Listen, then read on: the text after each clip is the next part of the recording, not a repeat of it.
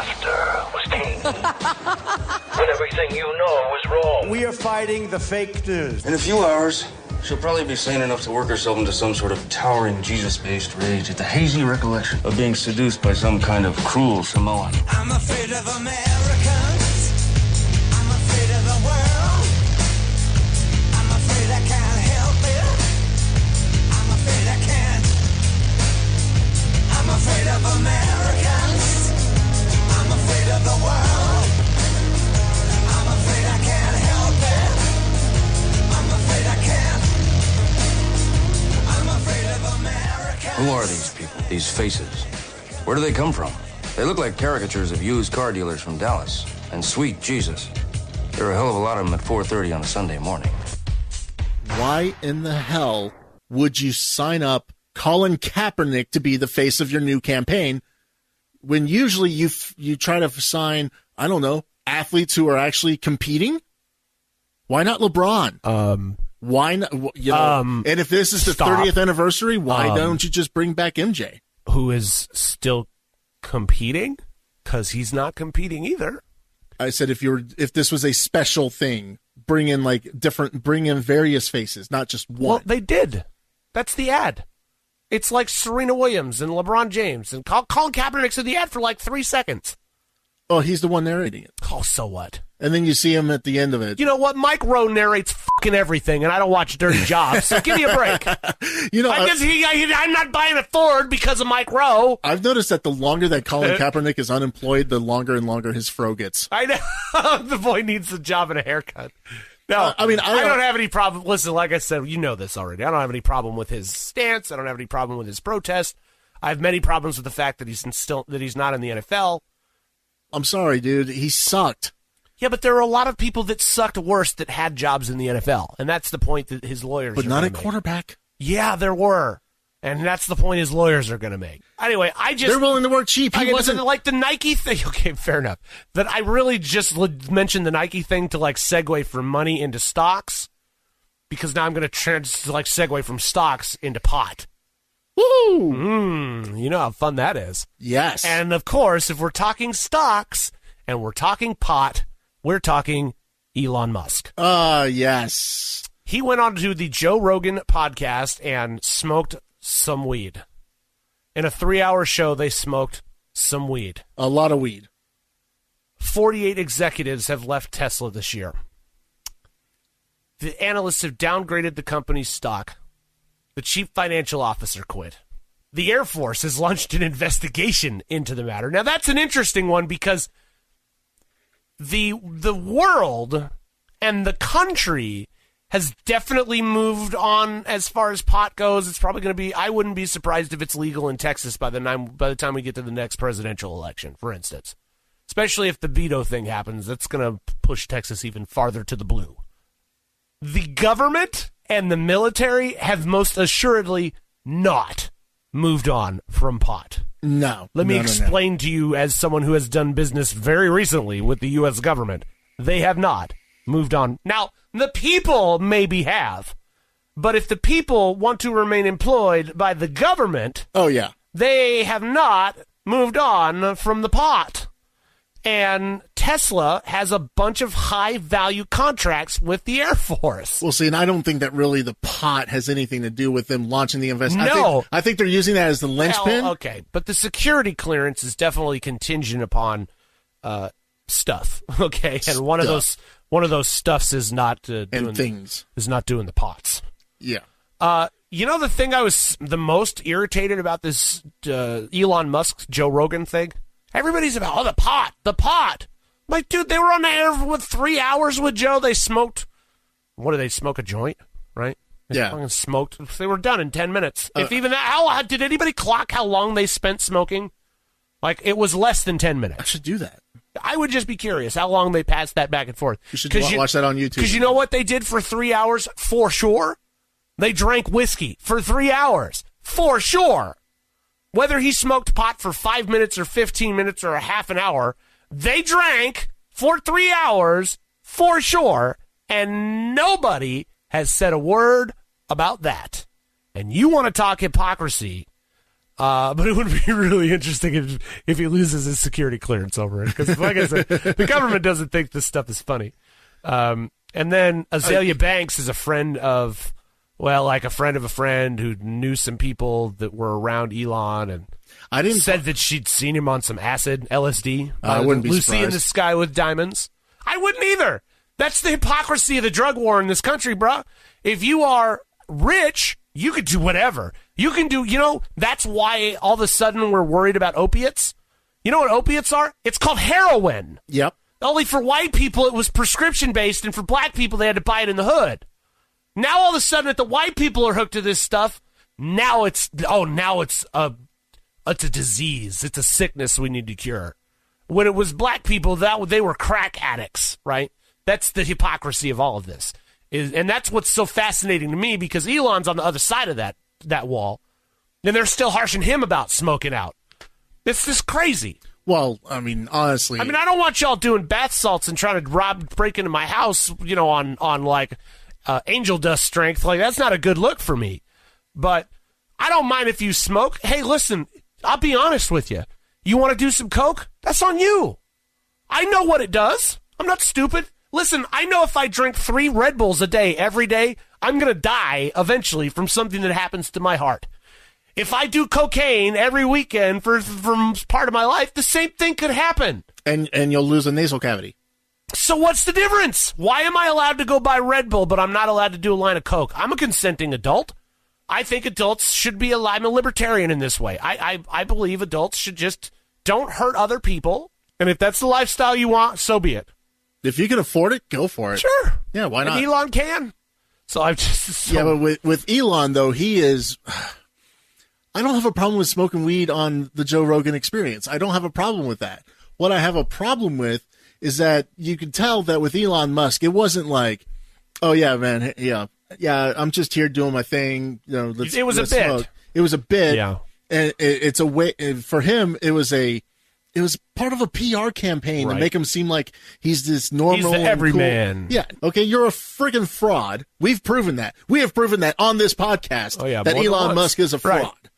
And you want to talk about Tesla? That's part of why this Air Force thing is happening, is because he does business with the Air Force. Yeah. And by business, I mean he launches his fucking rockets off of a U.S. Air Force launching pad in Southern California. That's the business we do with him. Exactly. So are we going to, the question is, are we going to keep opening the door for this stinky pothead? I don't know. No. I don't think it should matter. I think it's interesting. By the way, I misspoke. It wasn't the chief financial officer. It was the chief accounting officer that quit. Dave Morton, whoever that is. I got one more story to wrap up the week. I know you had a bunch of fun stuff. Yeah, we got some fun stuff, too. Would you, if it was possible, would you use stem cells to reanimate dead tissue and regrow dead neurons in a brain dead patient, literally bringing the patient back from the dead? Would you do that? Okay. Yeah. Speaking selfishly, probably, yeah, I would. But depending on who the person is, though. It would really depend on the person. I mean, if Mrs. Rotten were in a car wreck and she were, declared brain dead, yeah, I'd really be tempted to say yes. I just think the science is really interesting here, where they're going to inject or implant stem cells in a patient's brain, and they're going to do some other stuff, infusing the spinal cord with chemicals, nerve stimulation techniques. But they've described this idea as the attempt to reboot the brain and to jumpstart neural activity. Fascinating science. Now, but I think that would be very helpful for people with Alzheimer's and dementia. I think that could be a great way to work towards curing those conditions. My movie fans are going to love this reference. All right. Now, what if I kept the treatment in a vial that was, say, the size of a small pipe with a couple of swirling little glass things inside of it that, when they break, turn you into a zombie? Would that affect you? You going Resident Evil? I am. I did. Well, if you're going to resurrect the dead, then by God, can I please get it in a Resident Evil vial? Really? If you're going to go that far, I think that you can take it one step farther at that point. 45 seconds. You're going to die here. It does sound like her, right? Do I Yes. have to tell the story? Have we told the story? No, we haven't told Okay, the story. so we work over at a radio network that has it's Glenn Beck, whatever. Who should be the conservative Colonel Sanders? Yes, agreed. KFC needs to hire him to be Colonel Sanders. But we do the work with the Glenn, and there is in his satellite feed, the way the computer's set up is there's a It's a countdown. it's a countdown that plays, but it's mainly silent. It's just a cart that runs like a tape that runs for 4 minutes or whatever it is. For the network affiliates. But it's so that nothing else gets played and it's mainly silent. Yep.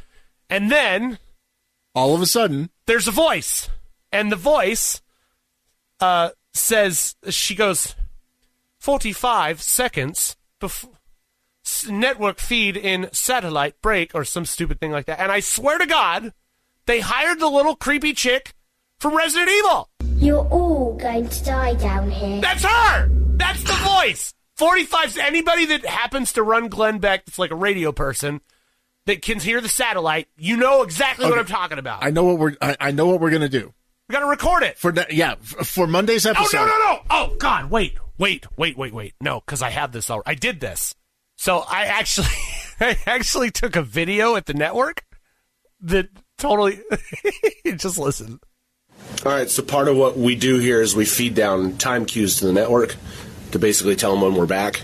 And I swear to God, this chick sounds like the voice from Resident Evil. Listen. 45 seconds. You're all going to die down here. It's right. Damn. It's her. Yes. So I wonder what happened to that creepy little killer robot after the first movie. Apparently Glenn Beck hired her. Oh man. And she probably gets paid more than we do. I mean, absolutely. She's been there longer. There was this article in Business Insider this week about this new term for people born in the 80s who don't feel like a millennial or a Generation Xer. I think that's both of us, right? Yeah, pretty much. I'm going to lay this term on you. How do you like this? Xennial. Or Xenial. What? Xennials. What? A Xenial. I don't even get that. You were a child born in the early 80s. You had an analog childhood and a digital adulthood. We were the bridge to divide between the analog and the digital. We live with 1 foot in Gen X, 1 foot in Gen Y, and we are not fond of that position. We call ourselves a micro-generation. It makes a lot of sense because I know people that have never not had a computer. And I remember not having a computer. Yeah. My first computer was a Packard Bell. They don't even make Packard Bell. What the hell? That was a phone company, man. It was a phone company. Yeah. My phone company made my first computer.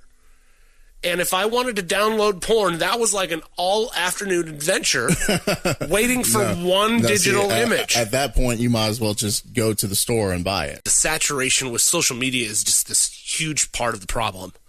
Because when I do this deep dive on the things that make me unhappy, most of them emanate and originate from social media. They originate from the things I compare myself to, or the things that I learn about, or the problems caused by the things that I say.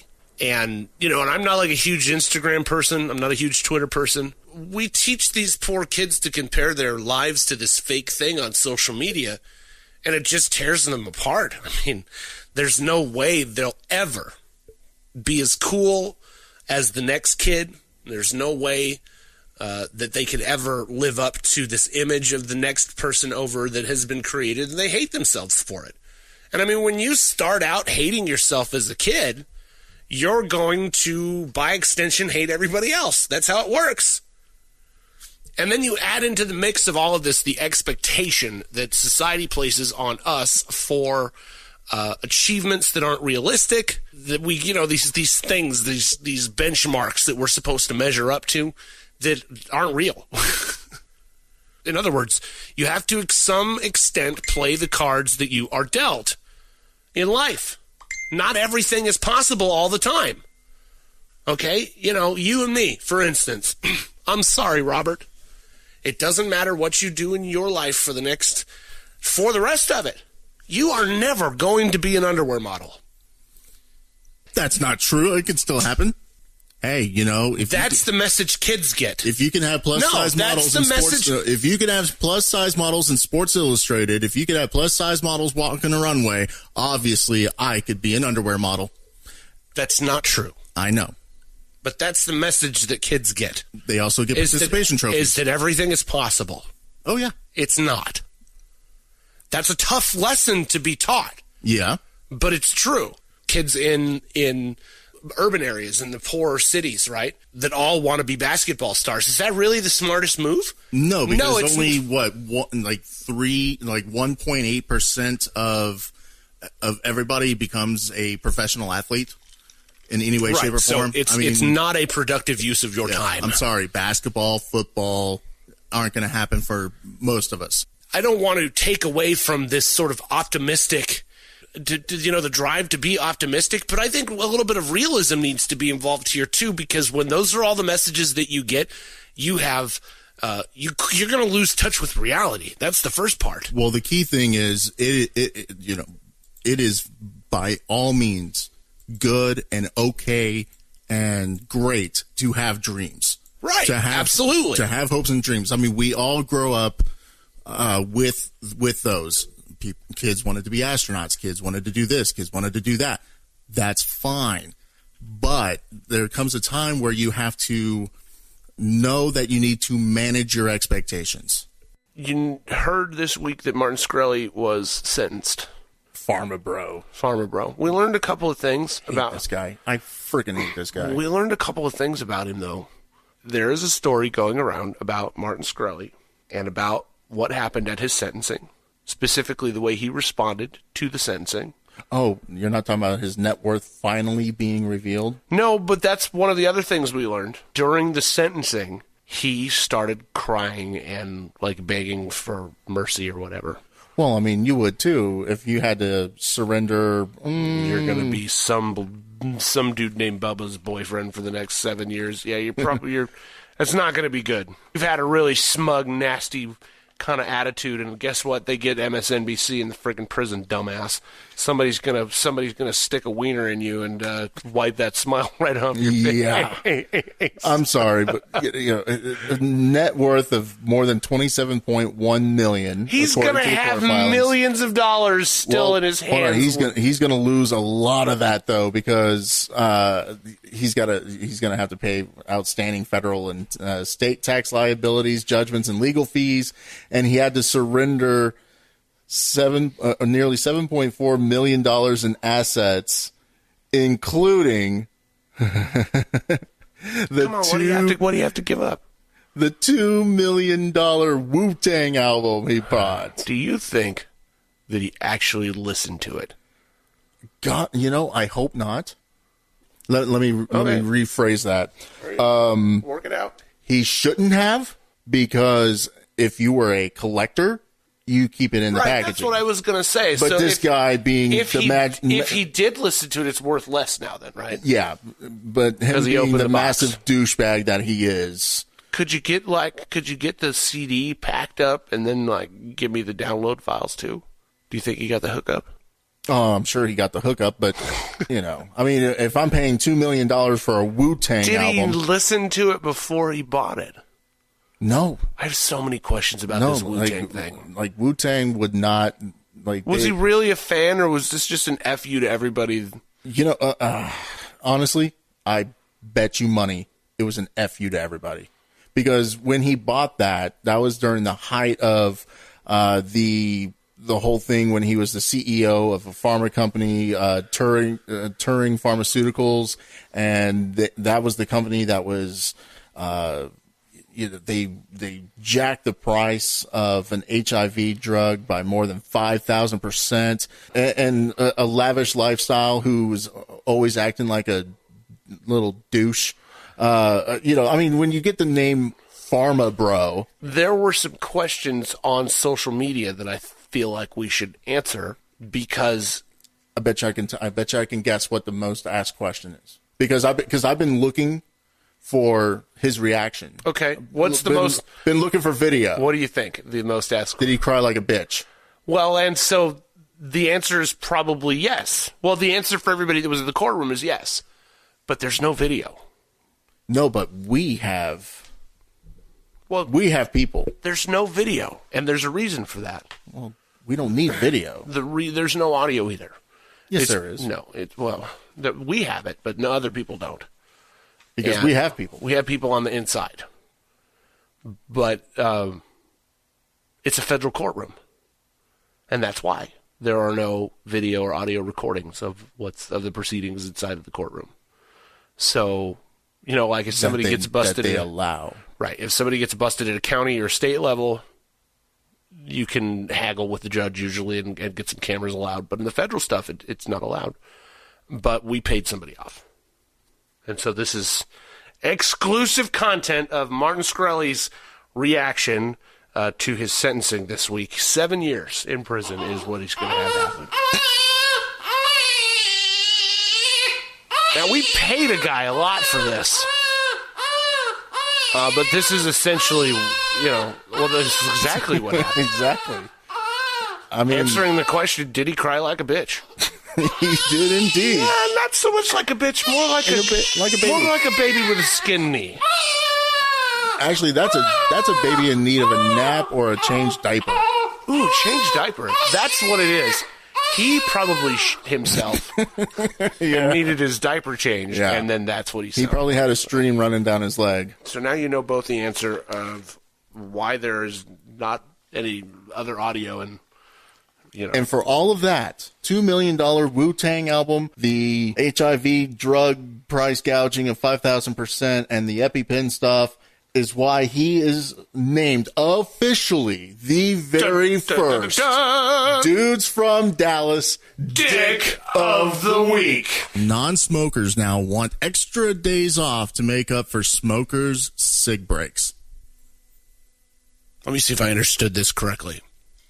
So you're a smoker, and you get, more breaks than I do, and so I should get more time off as a non-smoker? Is that basically the premise here? That is the premise. Okay. But here's the thing. You're not entitled to any extra time off just because you don't smoke and somebody else does. Why are you entitled to more time smoking? Shouldn't you be at your work being productive?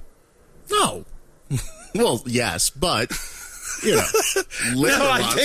think we have really in 30 seconds gotten to the core of the issue. Absolutely. You believe that basically I shouldn't have to do that because, hey, I have this habit and you don't, so you should just cover for me.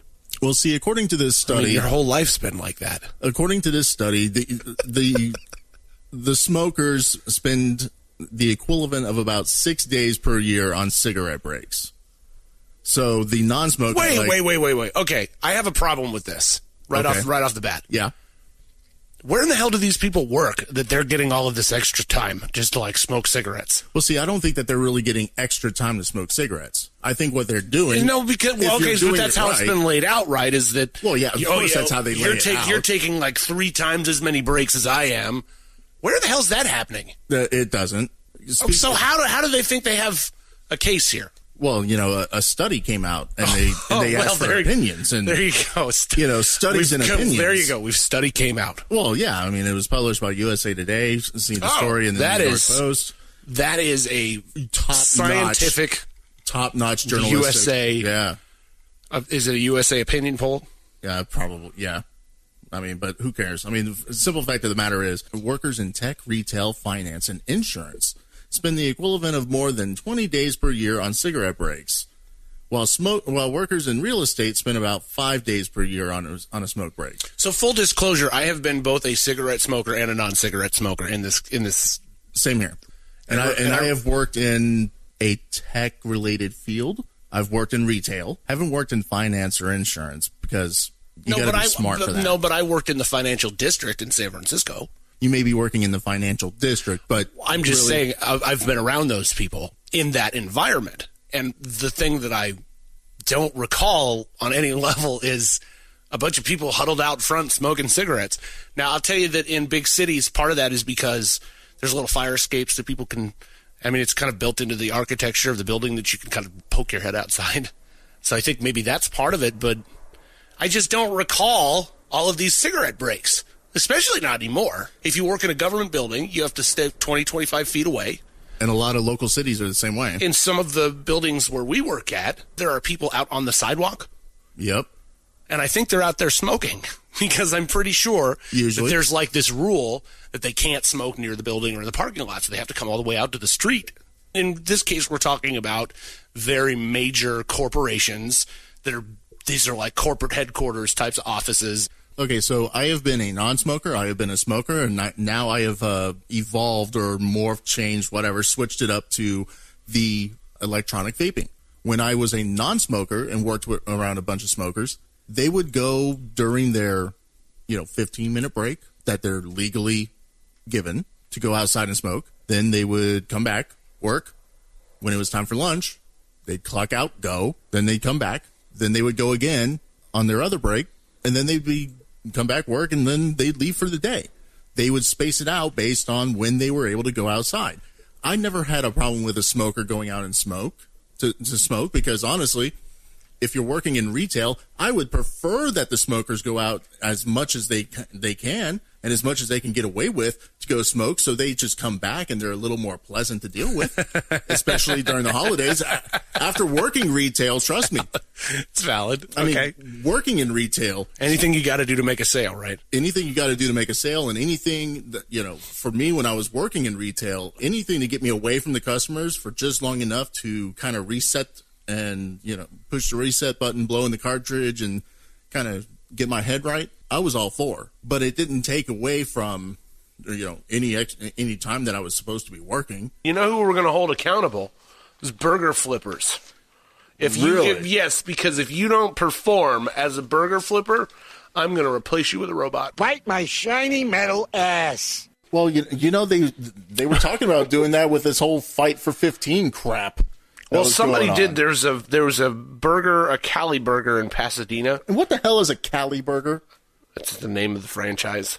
Oh, I thought it was like a thing. Like there's like a special burger that's exclusive to California. It's like a Whataburger or an In-N-Out or a Burger King. It's called a Cali There's burger. nothing like a Whataburger. It's a name of a burger restaurant. Can we please move on? Okay, I'm just making sure that you're not trying to compare it to Whataburger because there is nothing like a Whataburger. We're not going to start that debate right now. That's for a much later time. Anyway, the robot's name was Flippy. I demand you restore my buttocks to their former glory. You notice how I'm speaking of it in past tense? It had about a week on the job. Well, no, come on. It was supposed to revolutionize this kitchen, churning out 150 burgers per hour without requiring a paycheck or benefits, but apparently they didn't grease them enough. It was too slow. The robot sucked. Okay, now, was he awful because he just fell apart on the job, or was there, like, a strain on the demand put upon the robot? Well, okay. It was strain on demand. So they were inundated with customers that were eager to see the robot in action, and they just couldn't keep up with it, and so they turned the damn thing off. Mostly it's the timing, said the chief technology officer for Cali Group. When you're in the back working with people, you talk to each other. With Flippy, you kind of need to work around his schedule, choreographing the movements of what you do, when and how you do it. And so it was like the employees couldn't keep up with the robot and everything was just falling apart. The humans failed their robot masters, I think, is the underlying takeaway from this story. Well, we're boned.